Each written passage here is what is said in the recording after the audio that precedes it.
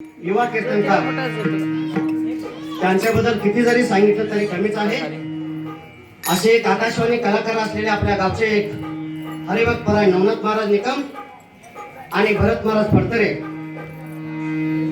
ಇವರಿಗೆ ನನ್ನ ತುಂಬಾ ಹೃದಯದಿಂದ ಅಭಿನಂದನೆ ಸಲ್ಲಿಸಿ ನಮ್ಮ ಸೇವೆಯನ್ನು ಮುಂದುವರಿಸಿ. तसेच आपल्या गुरुवारी अकबर महाराज यांच्या चरणी वंदन करून, या सर्व माता भगिनींच्या चरणी वंदन करून माझ्या या सेवेला सुरुवात करतो.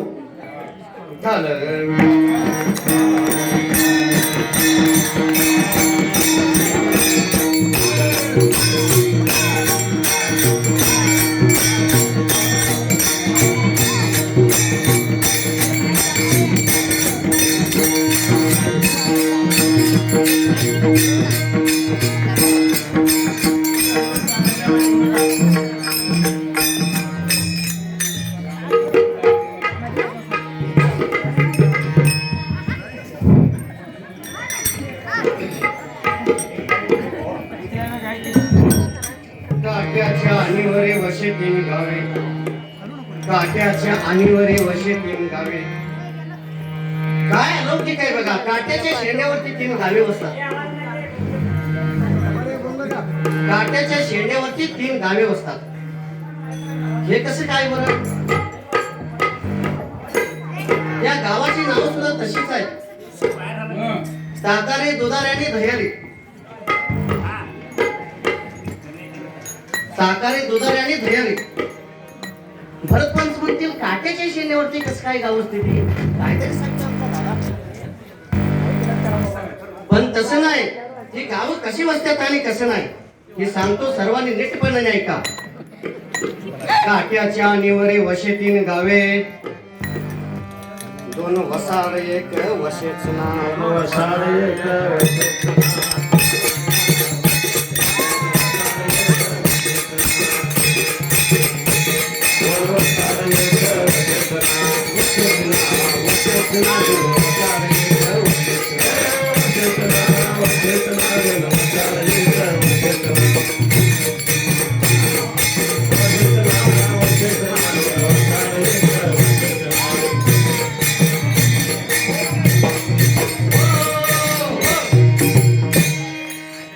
मग त्या वसाड पडलेल्या गावामध्ये तीन पारखी आली. पारखी तीन माणसं आली. तीन माणसं काट्याचं झाड हुडकत हुडकत हुडकत हुडकत काट्याच्या झाडाजवळ आले आणि झाडावर चढले. शेवटी काट्याचा शेंडा त्यांनी गाठला, पण तिथं काय त्यांना सापडेना. वसाड पडलेली गावं ताकारी, दुधार आणि धैर्य काय सापडते? मग काट्याचा शेंडा गाठला तिने. काट्याच्या शेंडावर त्यांना काय सापडेना. का सापडेना? दोन आंधळे एक दिशेच ना. दोन आंधळे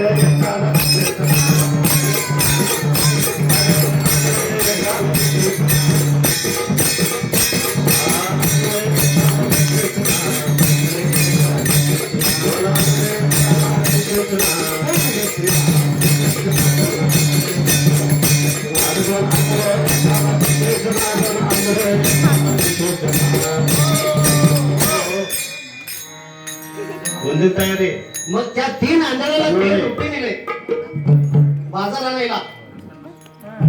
तीन आंधळ्यांना 3 रुपये दिले बाजार आणायला. त्या तिघाने 3 रुपये घेतलेले आहेत आणि सरळ वाण्याच्या दुकानाला बाजार आणायला गेलेले आहेत. अहो वाणी दादा, आम्हाला बाजार द्या हो. वाण्याच्या दुकानामध्ये वाणी रामांना बसलेले आहेत. त्या रामाने तिघांना 3 पिशव्याहून बाजार दिला. त्या तिघांनी 1-1 रुपये वाणी रामाने ठेवले. अरे हे कसले? रामाने पैसे बघितले आणि म्हटलं अरे हे कसले पैसे? कसले दिले 3 रुपये? 2 खोटे एक चालेच ना.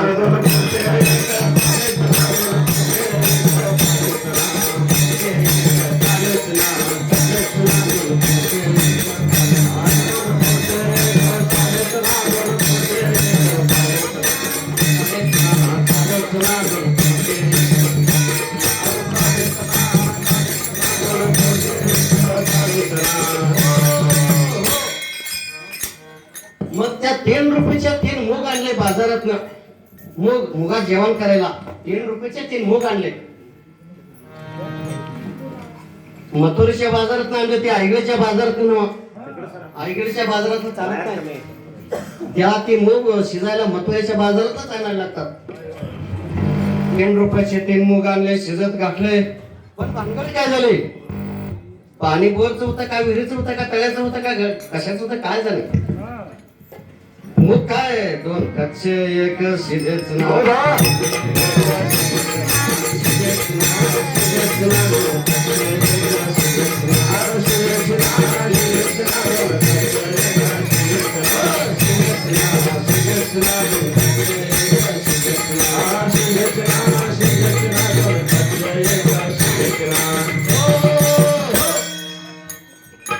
मग त्या मुगात जेवण जेवायला तिथं 3 पाहुणे आले. 3 पाहुणे आले मुगात जेवण जेवायला. 3 पाहुणे आले. पाहुण्याशी तांब्या भरून प्यायला पाणी दिलं, चहा पाणी केला आणि जेवायला पंक्तीला बसवलं. जेवायला पंक्तीला बसवलं. दोघं पाहुणे इकडे बसले आणि दोघं पाहुणे इकडे बसला. शाबाश. अरे म्हटलं घरातली पाहुणं असं कसं करायलाय? पाहुणे त्या मुगाच्या जेवणाचा सुगंध बघितला. काय केलं पाहुण्यानी? 2 रुसले 1 जेवच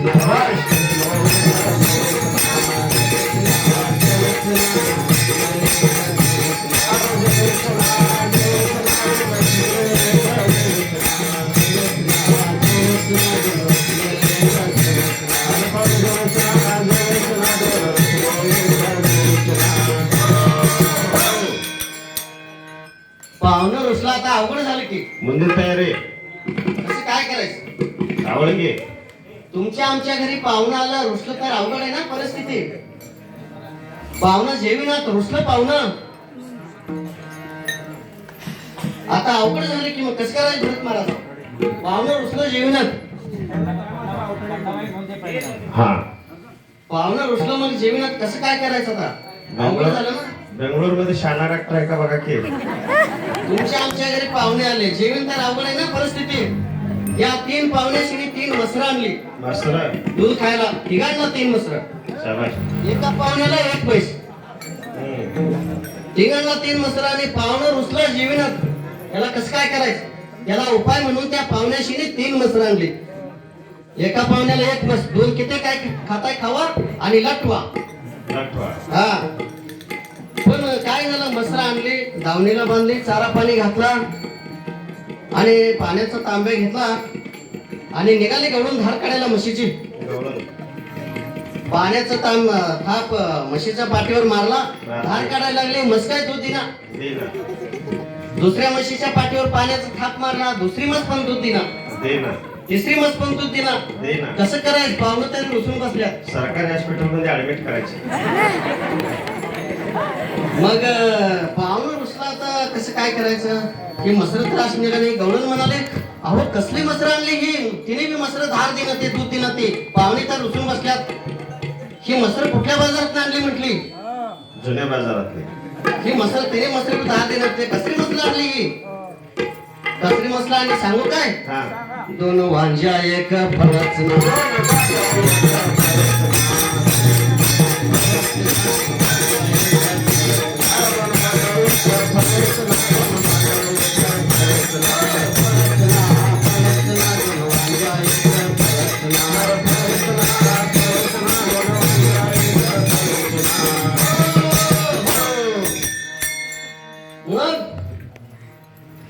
त्या 3 मसराशीने 3 रेड झालं. 3 रेड. 3 रेड झालं. वाट असून सुद्धा. 3 मसराशीने गोट असून सुद्धा 3 रेड झालं. शाबाश. ही मसर कुठल्या बाजारात जाऊन? मथुरेच्या बाजारला. गोट असून सुद्धा 3 रेड झालं. शाबाश. म्हणून मग तुझा रेडा कापला. मग 3 मसराशीने 3 रेड झालं. 3 रेड कसलं झालं महाराज? 2 मेल 1 जगत.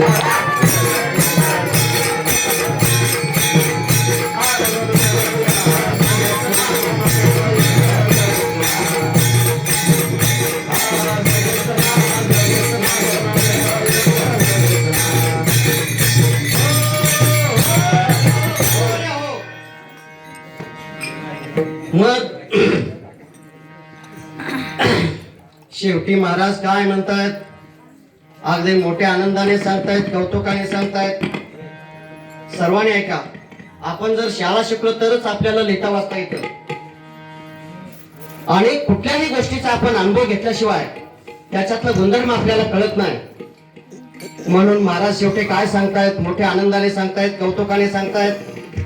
ज्ञानदेव म्हणे याचा तो अनुभव, ज्ञानदेव म्हणे याचा तो अनुभव, सद्गुरु वाचुनी कळेच ना, शाबाश. सद्गुरु वाचुनी कळेच ना, कळेच ना, कळेच ना, सद्गुरु वाचुनी कळेच ना, सद्गुरु वाचुनी कळेच ना, कळेच ना, कळेच ना, सद्गुरु वाचुनी कळेच ना, सद्गुरु वाचुनी कळेच ना.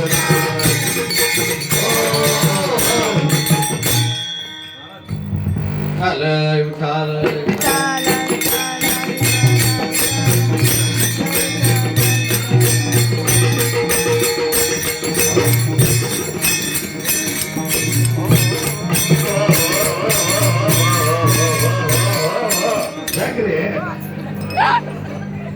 आमचे अण्णाप्पा भाऊजी आणि दुसरा पंडा फडतरे. दोन खोटे एक चालायचं. मंडळाची आमची आठवण लहानपणी 1989 साली तिथनं सायकल सवारी करत देवनाला भजन शिकायला जात होतो रामो महाराज शिंपी यांच्याकडं. आणि 1990-91 साली आपले गुरुवर आहे पंडादादा मूर्ती फडतरे यांनी हा मला भारू शिकला, अजूनपर्यंत माझ्या ध्यानात आहे. जुनं ते सोनं. हा हा.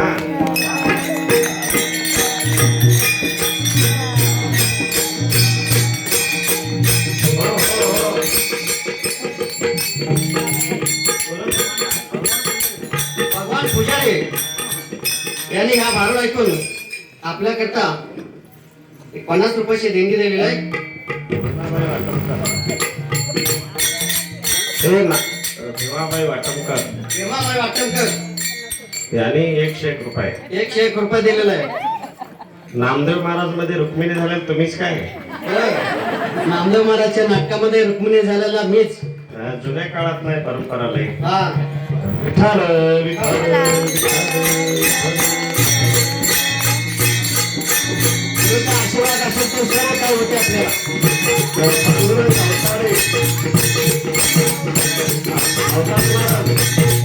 गणपती